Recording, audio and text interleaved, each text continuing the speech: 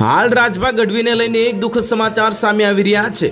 જૂનાગઢ શહેરમાં કાયદો વ્યવસ્થાની સ્થિતિ નબળી પડી હોય એમ જાહેરમાં મારામારીની ઘટનાઓ વધી રહી છે।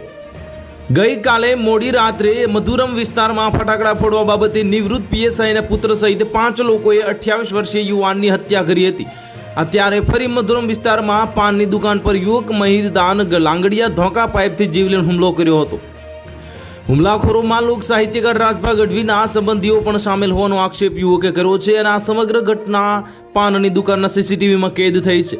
હુમલામાં ગંભીર રીતે ઈજાગ્રસ્ત મહિરદાનના બંને પગમાં ફ્રેક્ચર થતાં તેને હોસ્પિટલમાં દાખલ કરાયો છે અને ઈજાગ્રસ્ત મહિરદાનને જણાવ્યું હતું કે મંગળવારે રાત્રે અભય ગઢવીના દારૂ પીધેલી હાલતમાં ગાળાગાળી કરીને મારવાની ધમકી આપી હતી। તે સમયે મહેશ ગઢવીએ રાજભા ગઢવીની રિવોલ્વર કાઢી ધમકી આપી હતી અને આ બોલાચાલીના મામલે આજે બપોરે અભય ગઢવીએ મોકલેલા મહેશ ગઢવી, લખન ગઢવી, પૂંજો મેર અને ભરત ઓડેદરા, કાનો ગઢવી સહિત 7થી વધુ શખ્સો ફોર્ચ્યુનર અને થાર લઈને આવ્યા હતા। તેમણે યુવકને ધોકા પાઇપથી બેફામ માર મારીને પગમાં ફ્રેક્ચર કર્યા હતા। જતા જતા જાનથી મારી નાખવાની ધમકી પણ આપી હતી અને યુવકે એવો પણ સવાલ ઉઠાવ્યો છે કે રાજભા ગઢવીની રિવોલ્વર મહેશ પાસે કેમ છે અને આજે તેને તે રાખવાનો હક છે।